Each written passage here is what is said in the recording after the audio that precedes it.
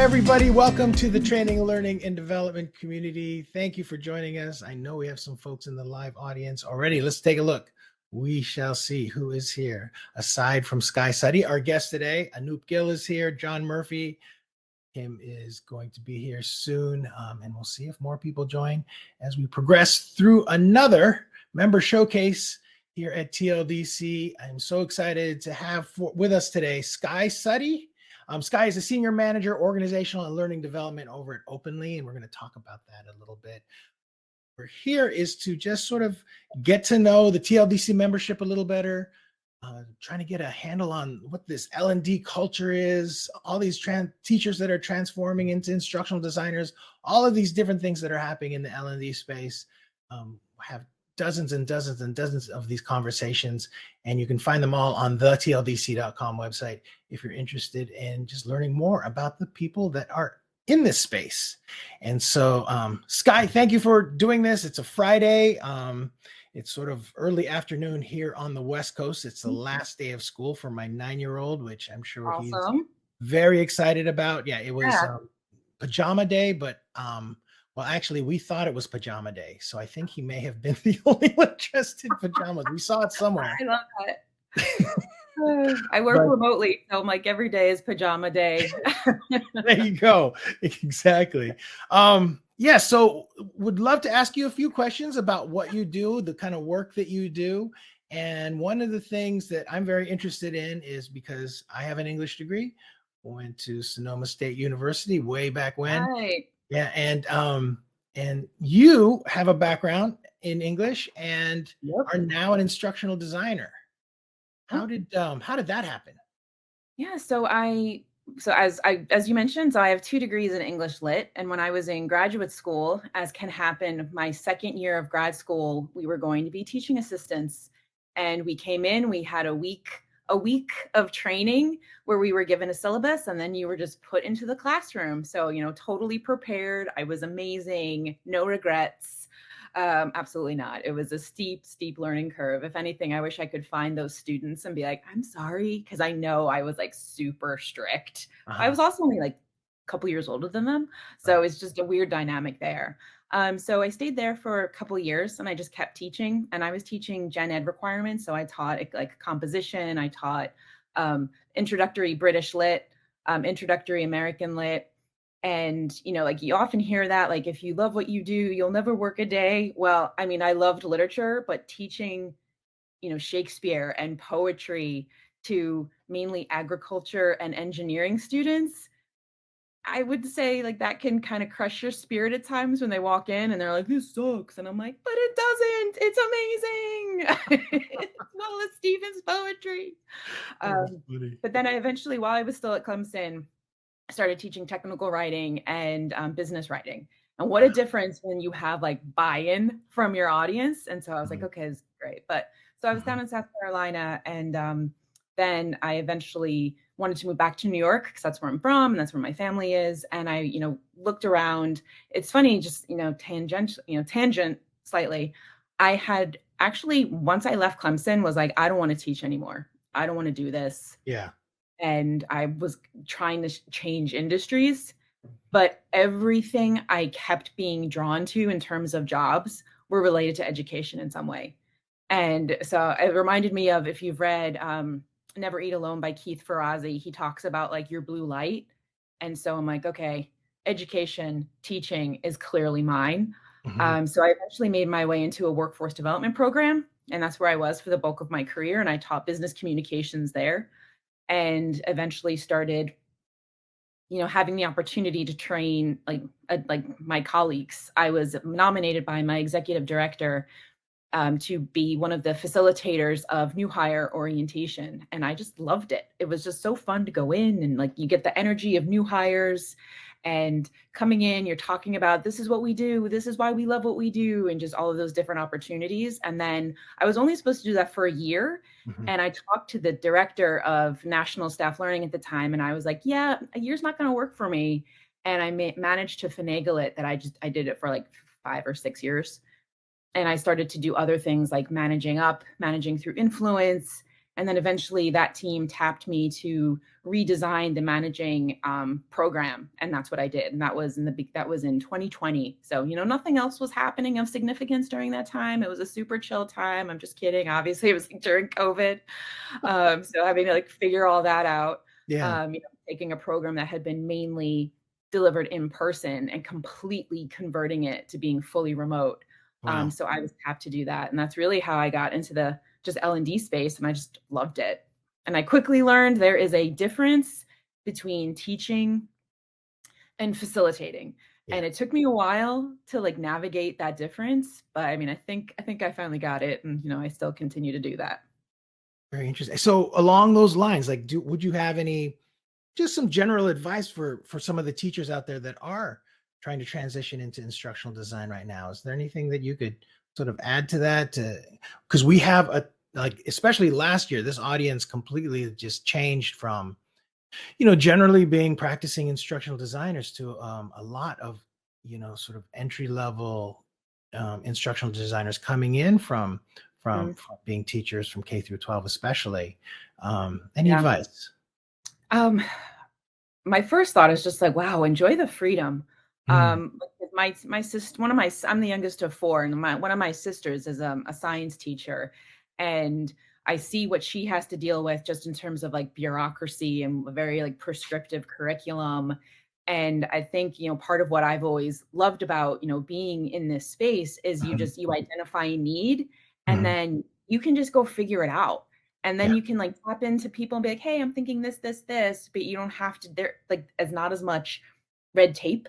So like, I guess my first piece of advice is just to enjoy it and to trust yourself, because, you know more than you think you do. And especially when it comes to designing and delivering content, because I think oftentimes people will use the word, oh, we're going to have a training, oh, we're going to teach something. And then like, I'll go to it and I'm like, you just talked to me for 10 minutes. Like, this wasn't a training. I'm like, you use this word, but I don't think you know what it means. It doesn't mean what you think it means. I always mess up that quote from The Princess Bride. So I think, like that would be my biggest thing, is just trusting yourself and knowing, but also being mindful of not going overboard with teacher talk. Like Right. if you bust out like, well, the pedagogical principles, like, no, I would recommend not doing that. So that would be some of my couple of things I'd say. That's great. That's great. So favorite part of being an L&D professional? It's interesting because, 2 degrees with English Lit. What were those, by the way? I'm just really curious personally. Say that one more time. The 2 degrees you have in English Lit. What would those be? Or what would the emphasis on? Oh, well, so my undergrad was more just like English Lit, like just in general. Yeah. And then in grad school, I focused more on like Native American and Irish Lit. So that was where I studied like probably a bit more of a heavier emphasis on the Irish part. Like I studied abroad in Ireland for a summer. We studied Irish Lit there. I mean, you're walking around the city of Dublin and you're seeing, like the parts where James Joyce, like their placards with like Leopold Bloom, who's the main character. Sorry, you asked the question, so I'm going to go in. I love it. It's coming out. They have placards around the city that show you. So like we would walk around and see all those. And so that was my concentration. But back to like my favorite part, I would say, is the building. I just always love where it's just like, well, we need to do a training. And I'm like, yes, like, let's do this. Because I love trying out like the different things. And I mean, and you and I were chatting about this before, where it's like, what could work? Like what cool tool could we use? But like making sure that the tool is simple enough to use. Like if you're testing out a new tool and you're doing a training in it and you're like guaranteed it's new to your users, you're going to spend most of your time teaching them how to use that tool versus the content itself. Like, for example, like I was recently on like this larger group call and we were all crowdsourcing ideas on this Canva board. And I mean, I've used it here and there, but when you're in a group of like 30 plus people on it, it's a little visually overwhelming, I think. And I happened to be in a smaller group with someone and she was just very like stressed. And I was like, it's okay, we're right here. And like, and she's like, I'm clicking on this and then someone's moving it. And I'm like, yeah. So it's like trying to keep it simple. So I think that's part of what I love about just building out, like, let's test something, here's something, and just almost like that freedom of, you give something a go, it does not land, and then if you have to repeat it again, it's just like you learn again. Like I recently came across this quote and I thought it was very applicable. I think it was Henry Ford, and it was like failure, see if I remember, is like simply the opportunity to begin again, this time more intelligently. And Mhm. so I think about that, like especially if when I'm like teaching and facilitating things, if I have to do it more than once, the first one is always kind of like my dress rehearsal. As much as I want to be prepared, things will happen. Zoom will stop working. Like my neighbor in my workspace will start being super loud, even though they've been quiet all day. And like things just, happen. And then the more you do it, you get it. And so like, just like that iterative process, I also really enjoy. Mhm. And Mhm. also too, I can't forget, I know it's so many things. It's easier to probably be like, what don't you like? Although now I don't have to grade anymore. So I'm like, it's all kind of great. So I'm like, it's fine. Yeah. Yeah. Um, Yeah. but like facilitating, I will say though, I prefer facilitating and teaching in person than remotely. Right, right. Wonderful. No, that's great. That's great. And thank you for all of that. I'm actually going through some new training right now and kind of working with one of the trainers. And I think she's having a pretty difficult time. So I'm going to just pass some of that info along because, the first time out we got trained on something, it was terrible. And it's true. It's just a dress rehearsal. Next time we'll definitely do better. So so Mhm. thank you for that. Yeah. Anything you wish you'd known before you started your career in instructional design? Um, Um, that you could tell yourself, like if you can go back in time and say, "Hey, Skye, do this." yeah. I would say like I would tell myself like it's okay to, I think I've gotten better, but I Mhm. think like it's okay to like say when like you don't know. And because I know some people ascribe to the whole like fake it till you make it. I'm not a fan of that. Mhm. That just like that kind of stresses me out because I'll be like, Yeah. they'll figure out that I don't know. Yes. So I think like just having that confidence and like trust in like my ability and like my gut, because sometimes it's like you'll go through and it's just like as soon as I get that, I don't know if that's gonna work, I pay attention to that because there have been times where I've pushed through and I'll be like, no, it'll be fine. And then in the middle of it, I was like, why didn't I listen? This is Yeah. not Yeah. going well. Yeah. Um, Yeah. so I think that's part of it. It's like just overcoming like that fear and just like pushing yourself to be like, just ask, or if you don't know, or now, it's like like leveraging community like this one, Yeah. like reaching out, hey, I have no idea. Has anybody done this before? And then, Yeah. just don't know like what you'll find. I love it. I love it. So you're the senior manager of organizational and learning development at Openly. And do you work Yeah. remotely? You work remotely?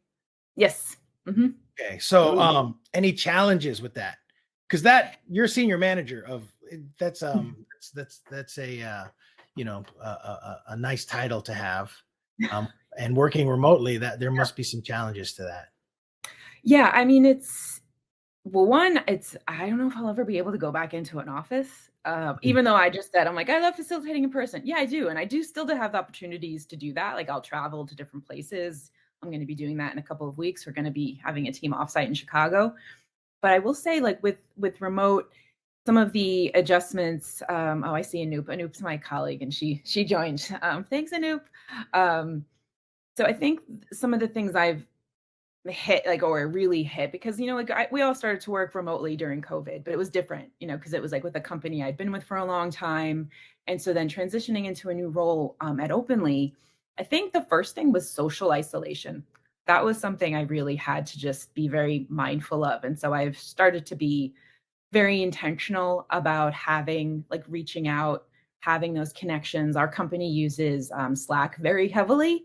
Mhm. I think, in a good way. Like I have a whole channel, like we crowdsource names and it's called The More You Know. And of course, like I was thinking of it as, the more you know, like those commercials on NBC years ago. And I was like, do, do, do, do, the more you know. Yeah. Yeah. So leveraging those and just having those intentional moments where I'll reach out to members of like of the team and just say like, hey, how's your day going? And just being a bit more, because it's like otherwise, like once I hang up with you, like I'm going to be sitting here like in silence. Yeah.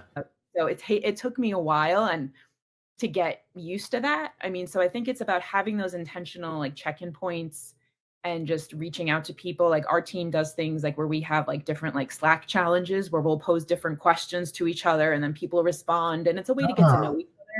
because we're all spread out. I mean, like my manager sits in Utah and my team is like, people are in like, but the Boston area, Wisconsin, Arizona. So like we're all really spread out. I mean, Openly is just a US based company, but we have people in I think about 46, 48 states. Wow. So, I mean, I think like that, and it's like building relationships, I think, especially just from the L&D lens, I've been, very intentional about putting myself out there. So like at one point, our VP said to me that I've become like the face of the people and culture team because I'm like, well, I hope that's like not annoying. I mean, she didn't, it's not, but like, I'm involved in like other committees, like on purpose, but also just because like I want to get to know people in a different way. Yeah. So I'm on like the fun committee and we do different events with the teams and like try to get people like engaged. And part of what happens is because I'm comfortable facilitating, I often get tapped to support others who have to facilitate.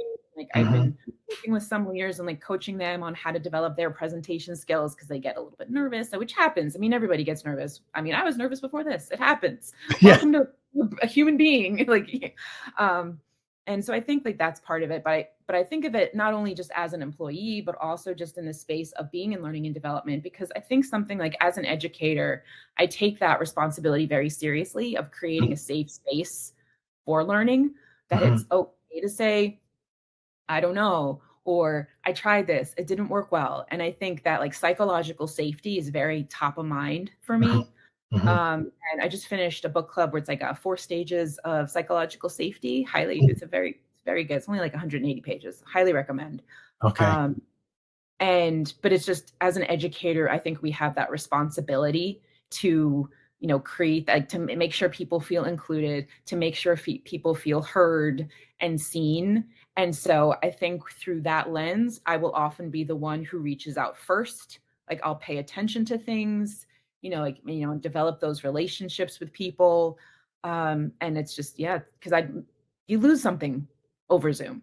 And Right. so it's, how can I then have that create those? I mean, and that was thankfully, with our organization, yes, we're 100% remote, but we still have the opportunities to come together with different team offsites. And because of my role, I've had the chance to go to other teams offsites and do different trainings. So I've had the chance to work with quite a few of our groups, and it's just, I've gone to meetings with them and I've talked with them, but there is still such power in seeing someone in real life and being like, oh, you're taller than I thought you'd be, or like whatever it is. But it's just like, it's something like my manager said, like, because I met her only like a week after, like in person, only like a week after I had started. She happened to be in New York. And she's like, just something about being like, hey, I'm a human, you're a human. Okay. And it changes something in the relationship. So it's still nice. remote life, but it takes effort.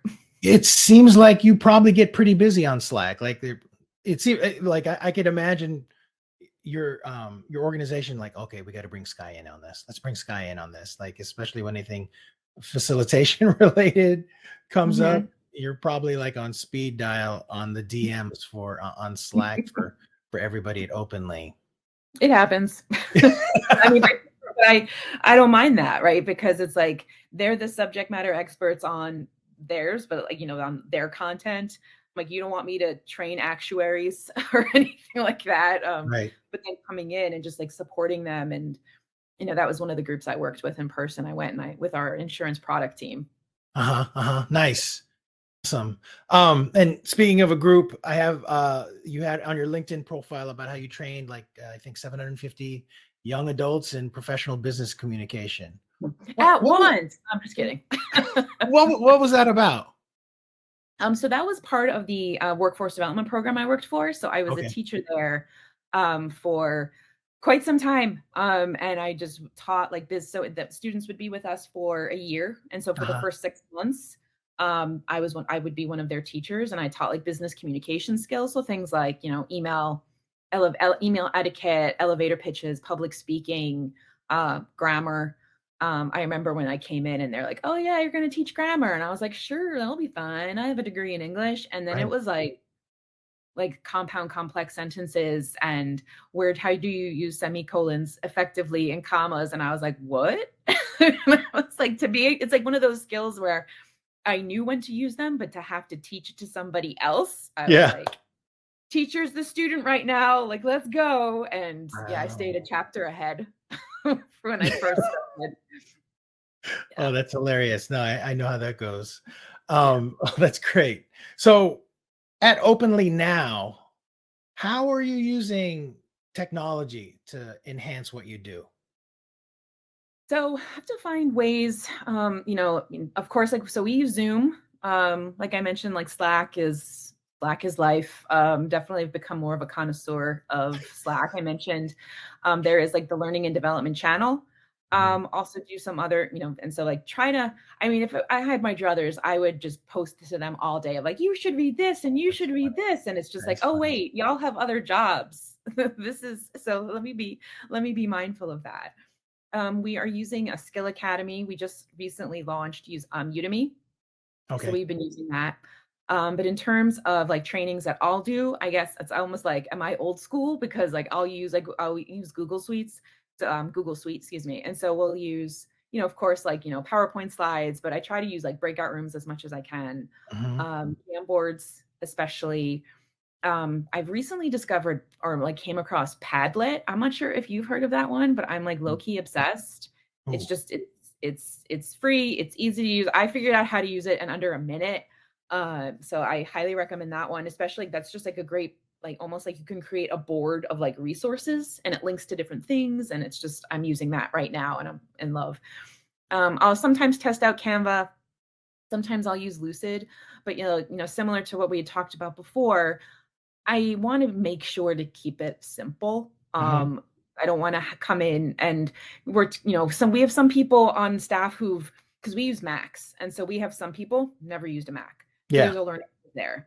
We have some people who've never used Slack, learning curve there. So if I bring you on, never use Zoom, right? So like I bring you onto Zoom, and then I'm like, here are all these bells and whistles with all these tools. They're gonna be like, I gotta go, and I don't want that. Right. So I definitely try to just like keep it as simple as possible so that doesn't it's not a distraction from like the key thing that like we're trying to accomplish. So trying to bring it in, somewhat, where it's easy to pick up. That's the key thing. Right. Would you is Openly considered like a tech company? I looked at it initially, I Yeah, thought it was. we're insurtech. So Yeah. like if you look at like the breakdown of our staff, it's really split. It's like engineering is huge. Mhm. And then there are many different teams within there, like data management, back end, front end, even more. I'm sure I'm missing some. And then the other side is more like you have claims, we have customer service, we have Mhm. business development, and then of course, finance and then people and culture, which is where like talent acquisition and then HR falls under. Right, right. And of Okay. course, oh yeah, how can I leave out like the insurance product people, like why we have our product? So yeah, so it's kind That of like thing. a blend. I mean that's not my background. Right. So that's so I think part of creating that psychological space, safe space I mentioned, I put my money where my mouth is, and I will quickly be like, I have no idea what you're talking about, or is there a place where I can learn all these acronyms because there are a lot of acronyms in insurance. I'm just proud to know that FNOL is first notice of loss. And I'm like, all right. Wow. No, that's interesting because I know that some of the tech companies have the .ly at the end, and when I first looked at your profile, I thought, oh, tech ID, but not necessarily because No, it and is openly, the insurance. name comes from because they wanted to just like be open and clear about insurance. And so I Mhm. think that's the origin of the name. Yeah, yeah, nice. So it seems like you like your job. I Seems like do. yeah, that you're a passionate person. What keeps you inspired? I think communities like this, Mm, I think I found my job through a member, because Kara posts she's so awesome about posting those like instructional jobs. yeah. I think she posted this and I was like, oh, let me apply. And then like a month later, I had the job. Oh, awesome. So I think I'm also in a couple of other communities that I wanted to, give a shout out to. I came across one. It was a different, someone had said, oh, you should look this one. It's called Offbeat. It's one word. It's like a fellowship program, but it's just they have like speaking of Slack, they have a Slack community, very active on LinkedIn, social media, like have tons of workshops and Mhm. resources. mainly based like out of Europe. But it's just, L&D is L&D. Yeah. And also another group I'm in is like L&D Shakers. Okay. And again, just having, the opportunity to like work with people across like cultures. And I mean, there are people, it's international, which I think is like super exciting. Yeah. So I think, like those types of things, and just there's always more to learn, and like the good in people are there, and Yeah. bringing that out. And I'm also just inspired by like people in my own life who just, push themselves and have that growth mindset. And, like when they come across something that's really hard, they just like buckle in harder and are just like, I got this, and like Yeah. figure it out. And I'm inspired by that, where it's just like, they're like, I don't have it yet. And I think Mhm. that growth mindset definitely inspires me. That's great. I love it. Wait, I need to know those other communities. You said it was offbeat, you said? Offbeat. Yeah. Like OFFBEAT. Wow. Okay. So how do you find them? Would it just be offbeat? I'll just look offbeat community. I think it was, I can actually, I think Oops. it's just like offbeat.co, I think. I'll have to chase those down because I'm always interested in checking it out, and Yeah. um, I would love to know more about who those folks are. And then the other one was L&D L&D Shakers. Shakers. Okay, L&D Shakers. All right, I'm going to take a look at those. Oh wait, let's see. Someone posted in chat. Oh, okay. So, Cindy said that she is in Shakers as well. So Ooh, all right, Cindy. check out. And then Kim is asking, is growth mindset different from open-mindedness? They sound the same. Interesting. I mean, I take like growth mindset to be that we're always evolving. And when we encounter something and like we make a mistake, we learn from it. And it's not just like one and done. Um, Open-mindedness, I think of more, it's just, that's a great question. But it's more like in regards to coming from a place of curiosity and not judgment. Mm-hmm. Mm-hmm. I think I Nice. might have just low key like hit reference Ted Lasso. Which I've only seen a couple episodes, so no. Oh my god! I know, no spoilers. No spoilers. Okay, thanks. No spoilers. Yeah, thank you. Thank you. All right, we got a couple minutes left here. How do you stay on top of your professional development? I mean, I wish, who was it who said this? Like John Milton, I think, who said like, I wish I could just take a year off and read. And I'm like, me too. Same. Constantly reading. I'm a very avid reader. I'm rotating between about 3 books right now. They're all very different topics. Is how I can keep track of them. I listen to podcasts a lot while I'm walking. I live in New York City, so I walk everywhere. Mm-hmm. So I do that. And then, I mean, frankly, it's like through like communities like this, like in events, and try to stay, on top of like, also like I'm a member of like ATD. And so like their magazine is like super useful. And I created this like reading list of like suggested reads that I shared at Openly, but it's definitely like a bucket list somewhat for me in like terms of like professional development. There's so many books on there. I'm like, oh, it's so beautiful. I spent like hours curating this list. Do I'm you happy make to share it it with public you. at all, Skye? I mean, Yeah. that would be actually really cool to see. Yeah, sure. Happy to do that. I know. I showed it to my manager. She's like, "How long did you spend on this?" I'm like, "The time is irrelevant. It's a social construct. That doesn't matter." Oh no, that would definitely be a really, really cool share if you ever have the Yeah, time. sure. Absolutely. Happy to. Is it Goodreads that you can like sort of do that where you can I don't remember. I know I there's just have mine on like Amazon, just like okay. so if people want to buy it. I Yeah, try. yeah. I wish Bookshop had something like that, but they don't. Mhm. Okay.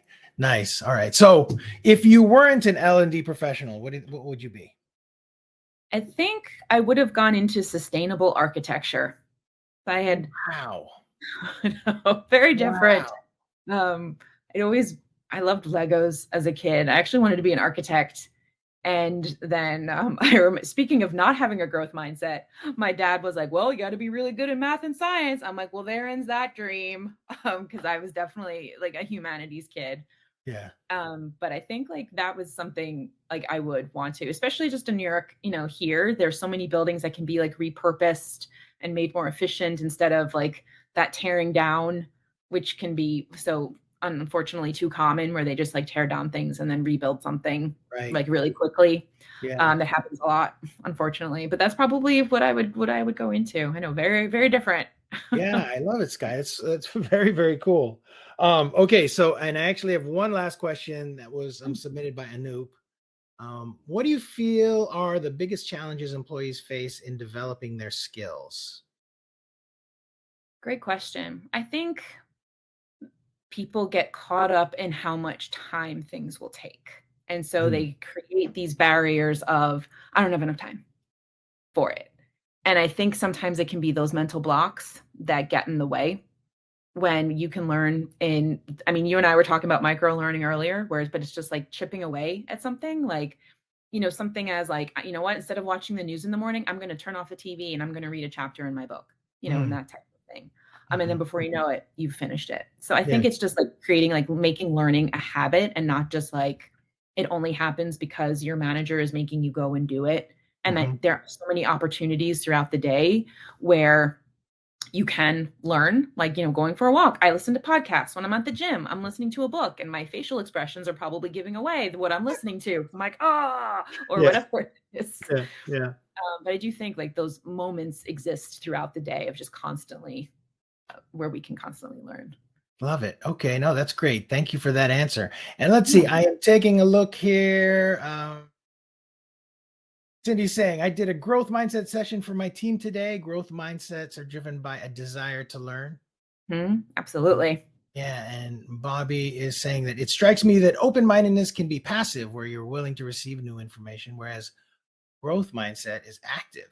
You're active. Yeah, that's a great distinction too, for sure. Yep. Yep. I love it. Love it. And Kitsal says, I feel the same about 24-hour gyms. I'm not sure if it's related to the. Maybe that was That's hilarious. All right. Well, that's it, Skye. What a great Awesome. conversation for Friday. I Yeah. so appreciate you taking the time out to chat with us. Really, really enjoyed the conversation. And thank you so much for supporting TLDC. I'm glad that you're a part of it. And what was it? 4 stages of psychological safety that I got to look Mhm. up. And then I'm going to take a look at those 2 communities, offbeat.co, maybe. I have to look it up. Oh, I pulled up Padlet too. So that is something I have to look at. Yeah, I LND. can send you the links after too. Okay. Yeah. I'd love to see that. That's one of the things. And then you also had 3 nice quotes in our conversation, which I don't often get that in our TLD casts. So that was kind of cool too. So thank you. All right, everybody. Well, next week, I know that we have something on the schedule. I do want to mention though that that on, I think it's June 23rd and 24th, there is a big event that TLDC is actually hosting. It's called the Learning Exchange. Mallory Steele is using the AirMeet platform that TLDC has to produce an event. And I think there's something like 57 sessions, just a ton of speakers. It's only 2 days, so there is a lot. She has concurrent sessions running. And I think the registration just opened up. So if you go into the Slack channel, you should find it. I know somebody posted about that in there, but it is something related to TLDC. It is free, and I think it's going to be worth your time. I'll start promoting it now. I've just kind of been waiting give me the go ahead. So take a look at that in Slack. I think it's tldchat.us if you want to get into the Slack channel. And Cindy just posted the link to L&D Shakers. And with that, Skye, thanks again. Of course, thank you. Thank you Hope for to see everything you do. Oh, thanks. Yeah. No, it's super fun doing TLDC, and I get to meet people like you. Yeah, great. Well, thank you so much. I appreciate